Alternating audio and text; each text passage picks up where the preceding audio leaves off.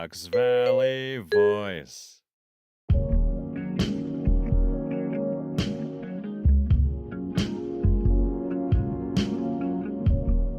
Hi, welcome to Rivertown Life, a podcast with Bree Hayes. We're here in Jaime Gutierrez's basement, the Wildwood Tap. We are produced by Fox Valley Voice, which is Jaime's production company. He also has his own podcast you can listen to. Today we are here with Melissa Monno, owner of River's Edge Bar in Batavia, Illinois. Like many of these podcasts, she's also a really dear friend of mine. She is a super badass, and we're going to hear so much about her life today. Hi, Melissa. Hi. Thank you for the intro as the super badass. I'll try to live up to that. You are living beyond that. And really, so how I met Melissa. So she owns this bar. I'd lived in Batavia for maybe like 8 months without going to this bar, not knowing that in that 8 months you had purchased it from its owners beforehand.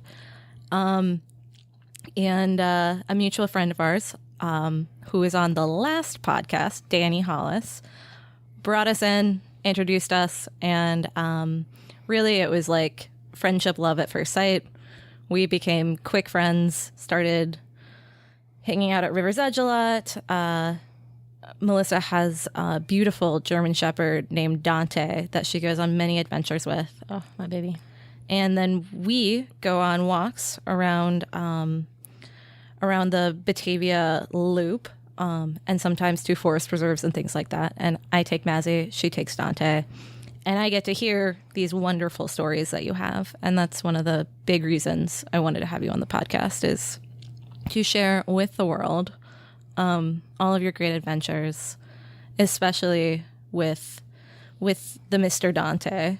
Because they're pretty much all with the Mr. Dante. Yeah, he's kind of your, life companion. He's the best adventure bud you can ask for. So you have what's called a Ural. Correct. Which is it's a motorcycle with a sidecar, and you talk more about it because I don't know that much about it, other than it's called a Ural and it has a sidecar. It's a Ural with a sidecar. They've been it looks really, really, really retro.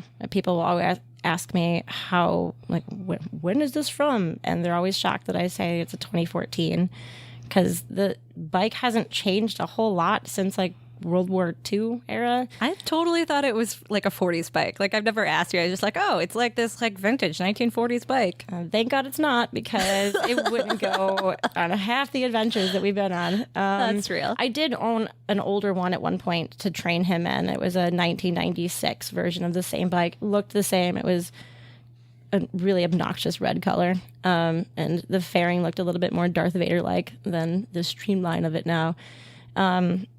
And it didn't go as fast, and it didn't have quite the amount of technology with like being fuel injected and having proper disc brakes on it. It had these drum brakes that wouldn't have made it through like any of the mountain fun that we ever had. But it's I have a hate-love relationship with it. It is awesome because it has two-wheel drive, and that is kind of like where the huge adventures have come in, where you can take it through mountain passes and through all weather, go through like water and do donuts in the snow kind of stuff. It's a lot of fun. You have to do a lot of work on it. I had a 3-year warranty on it, and I used it all the way up until the point where they gave me a new engine on it. So, oh my God. Yeah, the company loves me. So, tell me about your biggest adventure on the Ural with Dante so far. When I first got the bike, I took it pretty much as open-ended, where I was like, I'm going west. I had no plan whatsoever other than going west. For the first week of the trip, I had a couch surfing destination in mind that I almost made it to. I had a bunch of final drive issues going on, so I drove it there, and it was just dead. It was completely dead. I was in Pierre, South Dakota, And I mean, it was farm country pretty much. We had farmers coming trying to like literally like fabricate parts to put it together so that I can make it to Sturgis. That didn't work. We wound up towing it through. It was like tail between my legs. Awful. But after that, we just like kept going, like based off of like people that I met along the way, giving me a good route to take. I stuck to back roads just as far as I could get to in a day. As the sun's coming down, let's find somewhere to camp. I made it upwards north into Montana, and I didn't know that I was going to go to Canada on the trip. That wasn't really part of the plan, since that's north, I guess, and not technically west. But we did. We went to Canada, and when I got there, like I think I just like really eased into the trip. It was about a month in, and I started just staying with strangers and just like soaking in like the culture of every single place that I was at, where I would take it a little bit slower. And that's when we did like the crazy mountain pass adventure through what is called the Grey Creek Pass. In Canada, there's like not a lot of roads because there's a lot of mountains, especially in British Columbia. So what looks like it should take 2 hours to get to will really take like a day and a half because you have to go like back south, then like the opposite way around north to get to where you want to go. And after spending 3 days with this amazing couple, Ilka and Peter, I met them at a gas station because I pulled over because we were going too slow and like 10 cars had to pass us. They were, oh my God, they're so cute. They like walked up to me and they're like eating Klondike bars together. And like they gave me like the whole, like, you get the same questions everywhere you stop. Every gas station trip is like 40 minutes. Like, oh my God, does your dog bite? Oh my God. Like, where you been? You're from Illinois. I can't believe this. And they were going, like, I was heading the same place they were. So they invited me over for coffee and I wound up staying like for 3 days. Like super domesticated, like considering what I was doing, like not showering for a week at a time, camping all the time. They were, they had extra rooms in their house because they hosted a bunch of exchange students from like the local school. I think it was actually a high school, might have been university. Anyways, they were on strike, so there was like no kids coming in for a while, and so I stayed with them like to the point of like where like I was embarrassed, like they were doing my laundry for me, and I was like. I got to get out of here.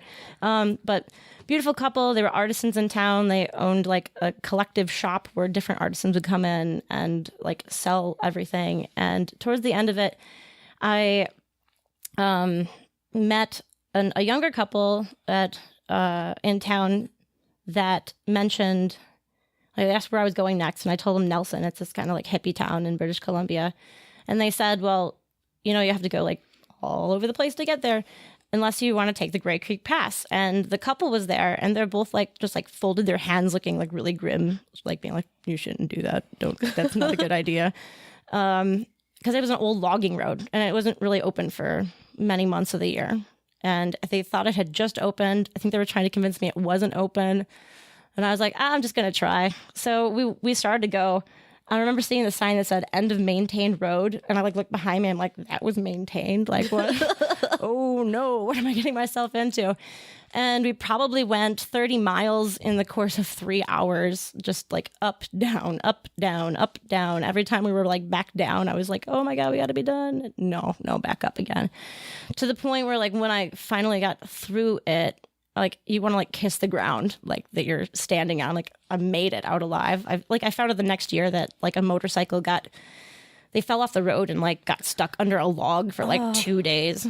Came out alive, all good, but it was a pretty severe road. So that was probably like the most epic thing we ever did on it. I did get to Nelson. I decided I was going to get a hotel that night because I earned it, and I wound up in a parking lot. And this older man came up to me and was like, "Where the hell did you guys come from?" I told him, and his eyes were like, "Wait, you and that dog on that thing went through the Grey Creek?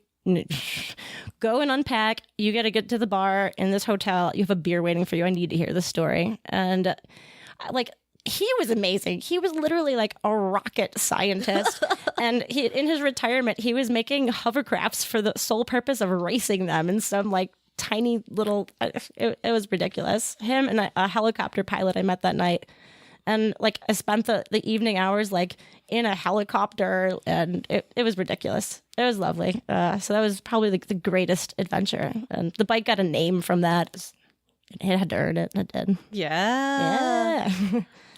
So that's something like this obviously came up in the story that I don't understand, but I think is amazing because so you did a trip in like this, spring, early summer, and you're like, yeah, I just met all of these people, and like this guy just bought me like lunch, and I just stayed with these people super randomly. Like, how do you do that, Melissa? How do you just end up like being carried by like, I don't know, these strangers constantly? It's amazing to me. I mean, it's the bike and the dog. It's the whole thing. I mean, there's like a beautiful subset of people out there who are just traveling, and sadly they're all outside of the Midwest. So like, yeah. I don't meet people like that are doing this really ever where we live.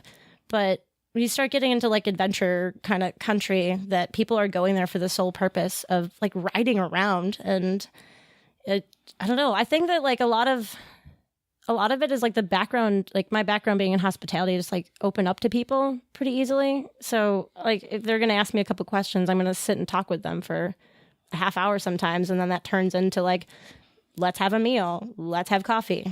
You want to spend the night? I've got extra, bed for you. Is there ever a time that you're like thinking and you're like, well, I don't have a place to stay tonight?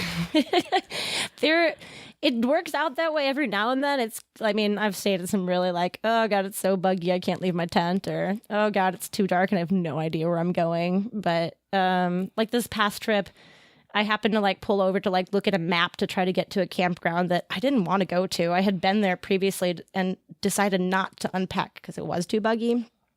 And they happened to be ADV riders, which is like adventure riders. It's a huge online forum across the world.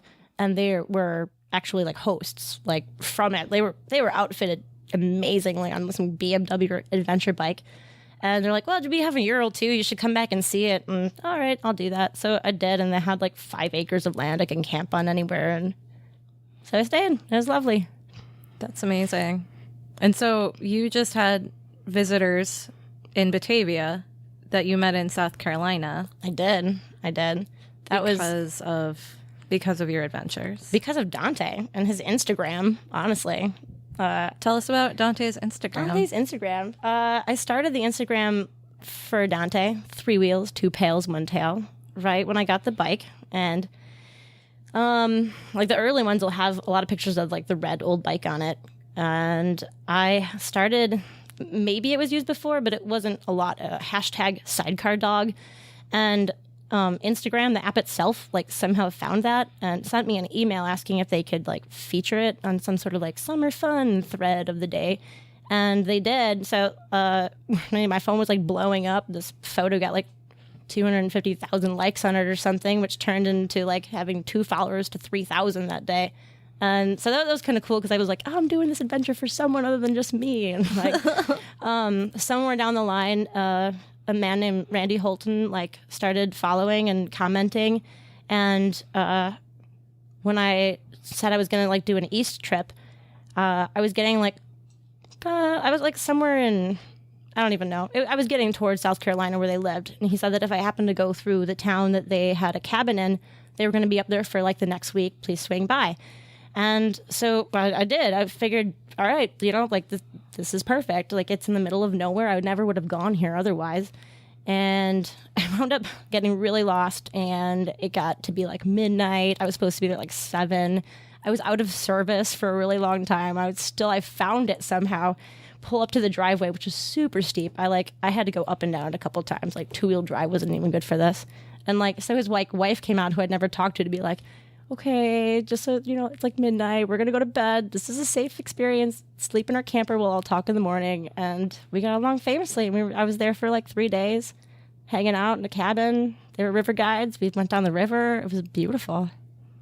Oh, that's amazing. Yeah, it was good. It was really good that like they were in town, like, and I got to like kind of show them, you know, what my world's like. Yeah. And it was like a good setup. I was sad it like rained and we were inside for like dinner and what the heck, dinner and live music.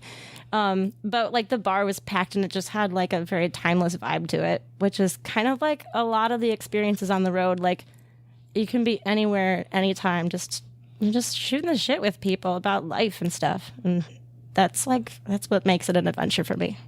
So is that something that you purposefully bring into your experience owning a bar? I think so.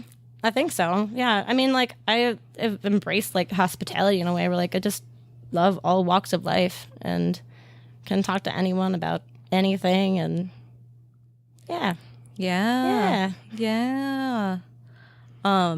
So getting off of the adventures, because, like, I've gotten to know you over the last couple of years, and one of the things that like I do love is that you're very self-care oriented, and I think that that's very specific and very personal to you, but like I mean, and I think these adventures are part of it, or you just you going to a forest preserve and taking your shoes off and running through the mud with Dante, which I know that you do. I do indeed. I have like very specific places where I'm like, ooh, it rained enough. This is going to be great. Which is like hilarious to me. Like I'm not quite at that point. Nor do I think my dog is. I think Mazzie's a little bit more prissy than Dante. Like would follow Dante into the mud, but like wouldn't do it otherwise. He's a little reluctant at times, but you just show him a good time. He knows what's going on. Yeah, that's real. That's real. So we had an experience today. I got to try out one of your self-care things. So we went to a what do you call it? What's the actual name of what we did? Flotation? Yeah. Just flotation. Cool. We did one of those. It's like the sensory deprivation flotation tanks. Yes. And so, like, a couple years ago, I want to say it must have been like 3 years ago, I was working with this like massage energy healer, and it was when I was leaving my last job. So it was like in a place. Mm-hmm. You needed it. Yeah.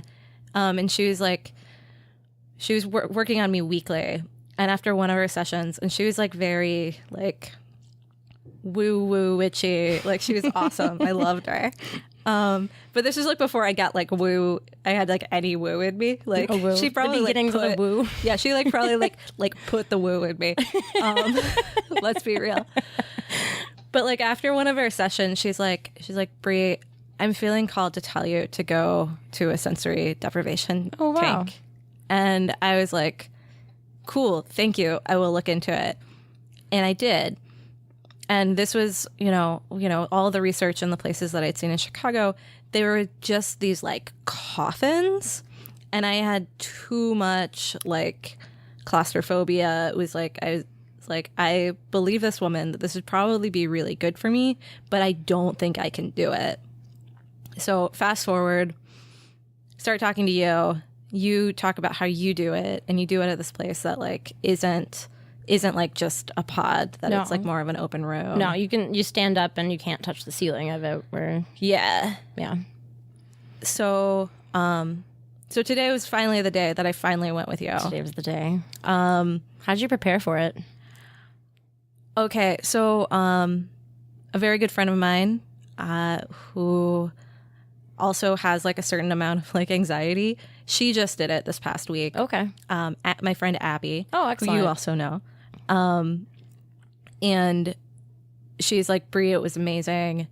And in my head, like, you're such an adventurer that I was like, okay, so I'm sure this is great. I know Melissa does it, but like, I don't know, like Melissa also drives her Ural through mountain passes, and like I'm not on that like scale yet of adventure. I understand the claustrophobic value of it, especially when you look at those pictures of the ones in the city. They are like terrifying to look at. And I mean, I don't have claustrophobic issues, but I know that that's a thing, like for real.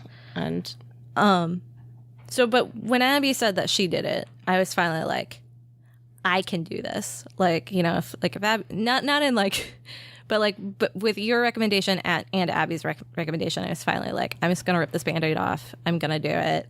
And you did, because you messaged me like, do you want to do this on Monday? I'm like, yes, I do, Brie. It was like, when you're ready, you're ready. But I did. I read a bunch of articles, like, just Googling things and reading things. They have like, on the place that we went to, which is called Attica. Attica. Annica. Annica. Annica. It's in Naperville. We can give them a shout out. Yeah, we should. Yeah. They're great. Yeah, they're super great. But they have a whole video, like, where they show someone doing the entire experience. On their website? On their website. Oh, I didn't even notice that. Yeah, they're like, watch this before you come in. And I did. And, like, they even show, like, a dude, like, showering. Like what's great is, like he is wearing little shorts. And, like, That's against the rules. I'm pretty sure it says get naked. It says get naked everywhere. Which is also awesome and hilarious. Just, like, get naked. But, like, so you're in this room that's, like, a pretty decent sized room. You shower, you put in your earplugs, and then you, like, get in and you, like, float for, like, 60 minutes. And you can turn off the lights, and, like, there are ocean sounds and you can turn them off. I had some issues with the little, like, buttons because I was in, like, the beginner pod. And I decided to, like, just let everything go, like, stay on, which was great. Had my eyes closed. But yeah, it was a crazy feeling because there's so much salt in this tank that you float. Like, you can't not float. Yeah, it's complete weightlessness.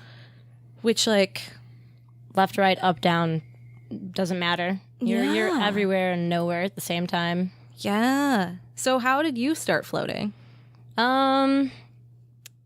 Kind of the same, just where I was, like, looking into it for a while I didn't know there were any out here in the burbs, and I probably looked at the same place that you did, where it looked like a coffin, like a chamber you got into. It was amidst a lot of just, like, different, like, reading about all things, self-care, psychedelia. It was kind of in that category, and the fact that, like, what the outcome is supposed to be, like, of just utter bliss seemed like something that, yeah, I would love to do that. 60 minutes? Heck yeah, I'll take that. And when I moved to Batavia, I think some people just drop things off at the bar all the time to, like, put in, like, the vestibule of, like, hey, this is, it's like a community events and, like, discount cards kind of area. I've done a lot of things just because people drop things off there. Yeah. And this was one of those. So I went up to Geneva to this alternative spot, and they do a lot of things there. They have a couple different flotation tanks. They have a small salt cave. They have yoga, massage therapy, and it was a good experience. But there's our pods. Like the Annica, I really, really like that they're dedicated to flotation, and it's a room. So if you have those claustrophobic issues, like, this is definitely, like, the place for you to go check it out. I almost worked at that alternative place. Really? Yeah. It was when I first moved to Batavia, and I was just looking for, like, a weird part-time job to, like, keep me busy sometimes. Mm-hmm. And I, like, emailed with a woman, but I didn't have a car at the time. I had a bike, and we did the route, and just where they're at and where I'm at in Batavia, there is no safe way for me to get there on a bike. It's a bad intersection. It's a bad intersection, and I was not comfortable. So I didn't even, I ended up, I talked to her about it because she was like, yeah, you probably aren't going to do well if you're just on a bike, which I only made it 2 months in Batavia without buying a car. And then I finally gave in. I was like, I need a car. You need a car. Yeah. And I was driving west on Main Street, like out towards the dog park, like towards Tanglewood.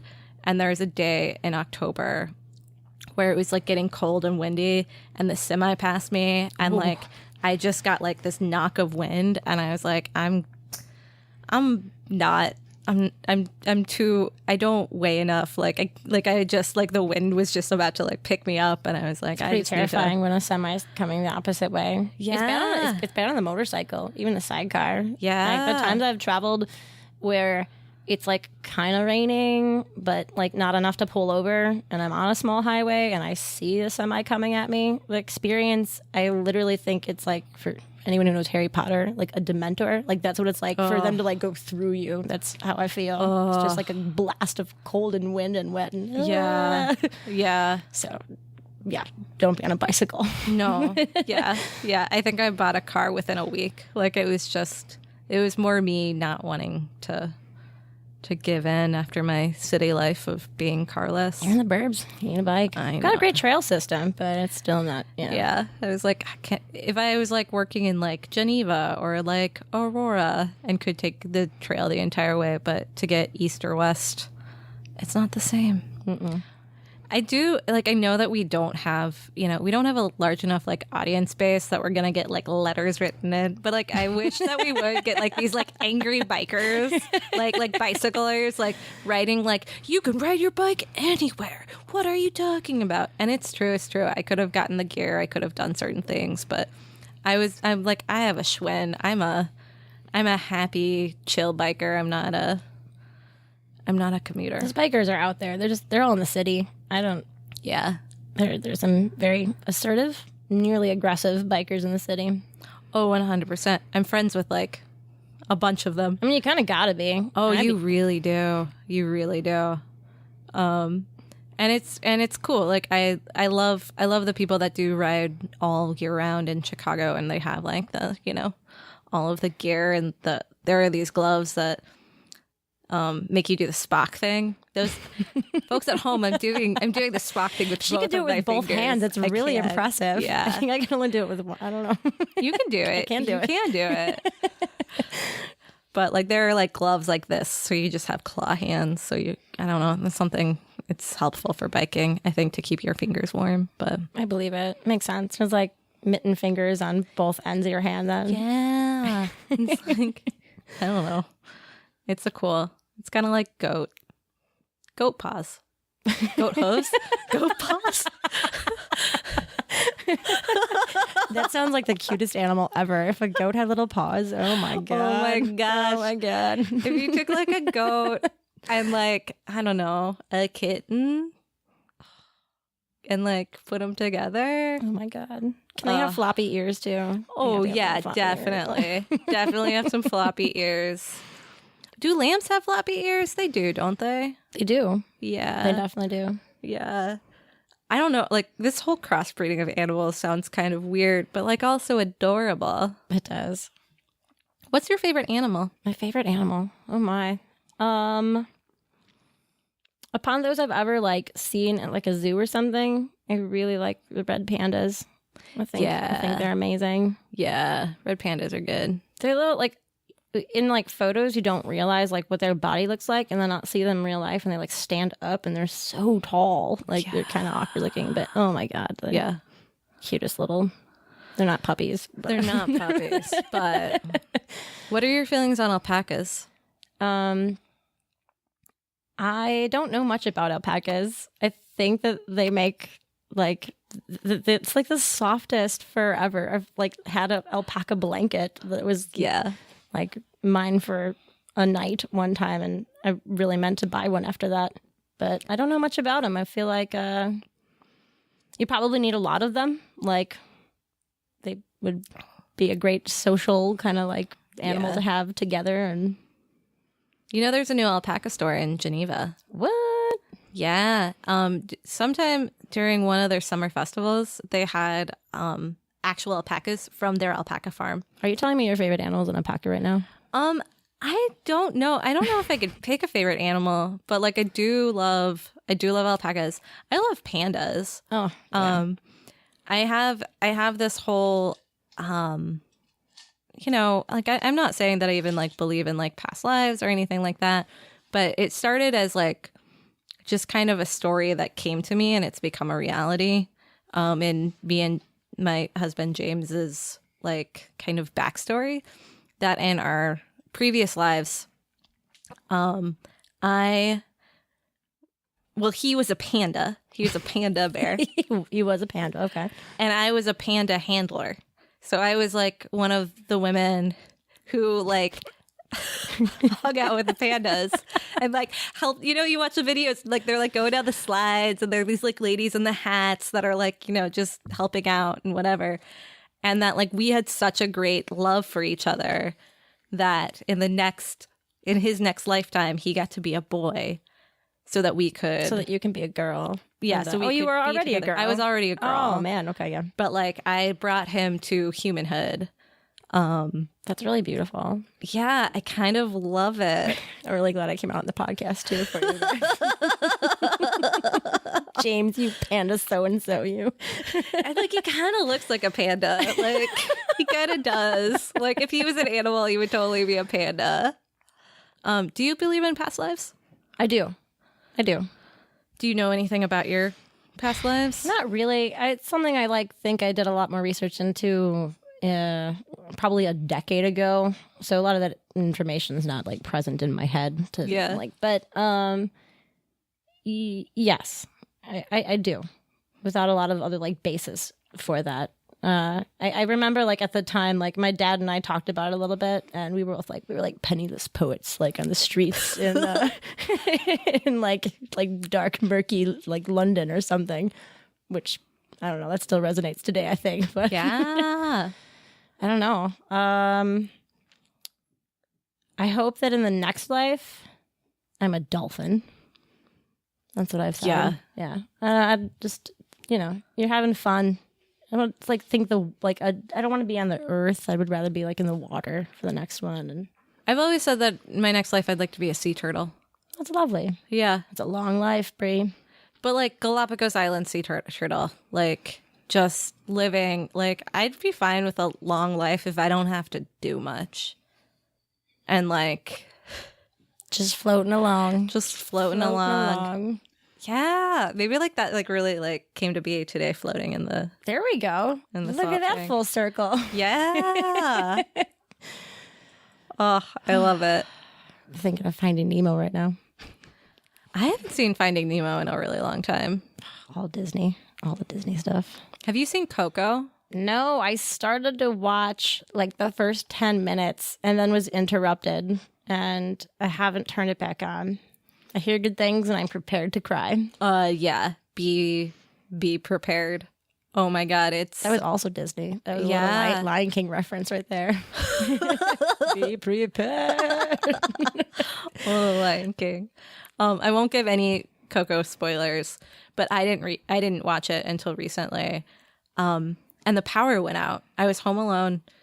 James is coming back from some bowling thing, and the power went out in the last 5 minutes of Coco. Oh, no. So I'm sobbing. I am just like sobbing away, alone. It is like 10 p.m. at night. I'm watching Coco, and then it all goes dark. Oh no. And I'm like, that was creepy, because it's all this ancestor like stuff. Yeah, I heard that going on. And then I went and like went to get candles, and I look out my window and I see a figure of a woman walking down our driveway, and I like lost it. Whoa. Because the very first thought I said is like, oh, that's my mom's mom. Like the first thought who died when my mom was 6. I've never met before. That was your first thought? That was my first thought. That's bizarre.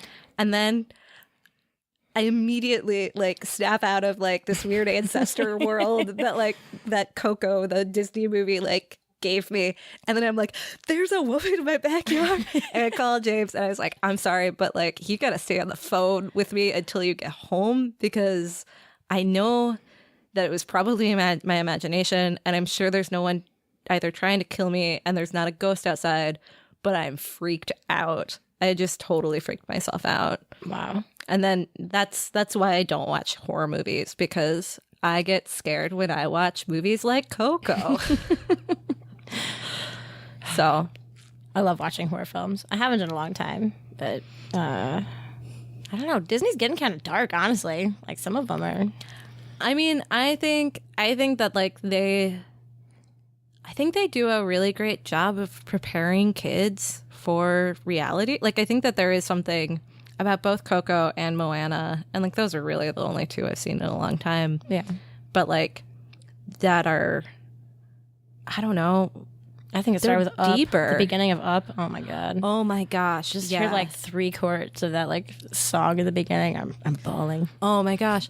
But can you imagine having that being kind of the like programming of you as a child rather than Lady the Tramp. Lady and the Tramp yeah. and like Cinderella and Snow White, like all of these like It's a sign of the prince times. and princess, you know, like, and I mean, and I loved all of them. Like Yeah. Lady and Tramp, oh my gosh. Oh my god. Like I loved all of the Disney princess movies as a child, but like, I mean, man, to have these like action adventure, like Frozen, oh my gosh, that it's like, spoiler alert, like, but like that it's like her sister's love instead of like this guy's love that saves her in the end. Like that's such like a good message. Huge. Yeah. Yeah. Absolutely. I don't know. Kids today. kids Those today. kids are gonna save Kids us. today. They're gonna save our world. We're gonna be old and like I'm just gonna, you know what? By keep watching those, it's gonna keep us a little childlike too, which is Yeah. really important for us. It's adult true. kind here. but I'm pretty like sure that Lilo and Stitch is about me and Dante. I've never seen Lilo and Stitch. What? I want to have to Full watch length that. animated film. There's not too many of those anymore. That's all Yeah. Pixar now. You should watch it. I will. On the note of being young at heart, we just shared something that's true about both of us about wanting to be old with gray hair. We did. I still want to be young at heart with gray hair, but I'm going to embrace the gray. Oh my gosh, me too. Like I want to be like yeah, you have to watch Coco because like there's like definitely like there's some old lady action in there. Fantastic. Something to look up to. Forward to. Too. Yeah. Well, Melissa, we're gonna wrap up. Alrighty. So describe to me where River's Edge is in Batavia. We are nestled in the heart of downtown Batavia along the Woonerf. That's Woonerf. Based on a Dutch concept of the open living street. It's lovely, really. It's like in between Major Road 25 and the river. It's an 1880s old limestone building that hopefully won't crumble apart while I still have that bar forever. 5 tiers, lovely little like old school pub on the inside, beer garden, and like open air music venue in the summer months. It's a really proper pub. Yeah. What happens on Sunday evenings? Sunday evenings, Bluegrass Sundays, every week, rain or shine, inside or outside. We have different local bluegrass musicians come in from 5 to 8, and they just do acoustic bluegrass music, all ages. Bring your dogs, bring your kids. We have a good time. It's my favorite day of the week because we're off on Monday, so it's kind of like my like Friday night. Yeah. Really. But yeah, it's beautiful. Like sun setting, just hanging out, neighbors meeting neighbors. It really is like one of the most wonderful things, and it does feel like such a multi-generational experience to be there on a Sunday. It really is. I mean, we have people like from like younger than me, like in their 20s, meeting the like 60 somethings, like on purpose. They want to sit together at like Bluegrass Sunday. Yeah. It's beautiful. And then one more like plug of just because like I mean I love River's Edge, and are you guys gonna do more beer dinners? We are. We have all the breweries lined up, so we're gonna start in October and go once a month on a Wednesday, usually the 2nd or 3rd of the month. 5 courses, 5 beers. Chef Rick is amazing. That'll go through April. Awesome. So look forward to that. So I went last year in January and March, I believe. Maybe it was February. I think so. I don't know. What was when's your birthday month? January. And then that was 3 Floyds. That was 3 Floyds. And then we also did the Oscar Blues one. Yes. And like, shout out to Chef Rick. Shout out to Chef Rick. It was I just mean, his birthday too. Happy birthday. Happy Rick. birthday, Chef Rick. Because like I love the everyday food. I also love that like, you guys like the North Burger is my favorite thing to eat at River's Edge, and it's the only burger I crave. It's actually the only burger I eat anymore. Oh. And the fact that like you guys get your meat from a farm that's like close by. Like Yeah, I rode to it the other day, and now it's so close that they're at the farmer's market, and we just pick up from the farmer's market every week now. Oh, that's incredible. Yeah, it's like little by little the farm to table things coming together, and it's beautiful. And that's what's so unassuming, I think, is like River's Edge does not look like a farm to table place in a good way. Like it just feels like super unassuming, and like everything could come off of a Cisco truck, and like it's a suburb, so like nobody would probably tisk you for that. But you guys have made an effort to like really farm to table it up, and like it shows. It's so good. Thank you. It's a concept that's near and dear to my heart and my incredible team. So keep it local. Yeah. Awesome. Thanks for being here, Melissa. Thanks for having me, Bree. So much love to you. All the love, Bree. Yeah. Loves. Thanks for joining us, guys. Bye. Bye.